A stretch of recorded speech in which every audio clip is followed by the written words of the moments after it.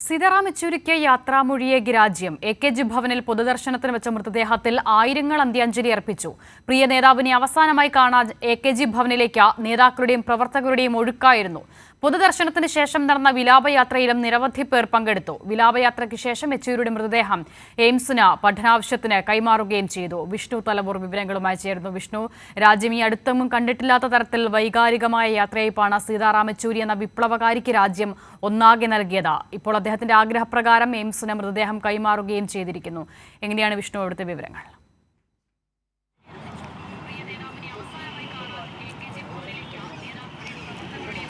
അസദ അല്പം മുന്നെയാണ് സീതാറാം യെച്ചൂരിയുടെ മൃതശരീരം ദില്ലി എയിംസിന് കൈമാറിയത്. ഇവിടുത്തെ അനാട്ടമി സെക്ഷനിലേക്കാണ് സീതാറാം യെച്ചൂരിയുടെ മൃതശരീരം കൈമാറിയത്. അത് അദ്ദേഹത്തിൻ്റെ ആഗ്രഹപ്രകാരം തന്നെയായിരുന്നു.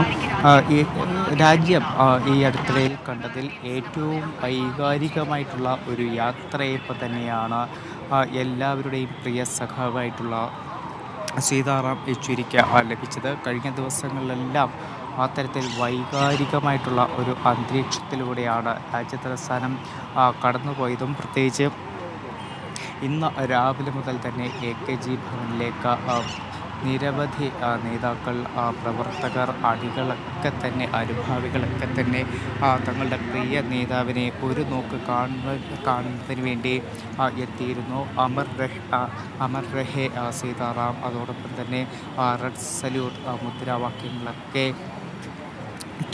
തൊണ്ട പൊട്ടുമാറ വിളിക്കുന്നത്.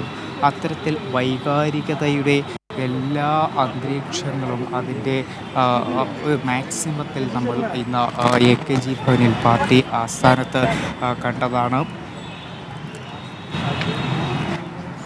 അതോടൊപ്പം തന്നെ സീതാറാം യെച്ചൂരി ഇത്തരത്തിൽ യാത്രയാകുമ്പോൾ അദ്ദേഹത്തിൻ്റെ ആശയങ്ങൾ, അദ്ദേഹം തുടങ്ങിവെച്ച നടപടി പ്രവർത്തനങ്ങൾ എല്ലാം തന്നെ ഇവിടെ അവശേഷിക്കുന്നുണ്ട്.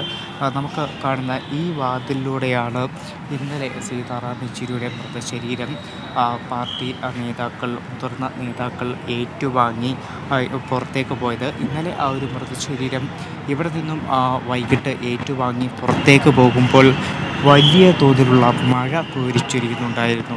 ആ പുറത്തേക്ക് വന്ന വാതിലിൽ കൂടി തന്നെ സീതാറാം യെച്ചൂരി അവസാനത്തെ ഒരു യാത്രയയപ്പും നൽകിയിരിക്കുകയാണ്.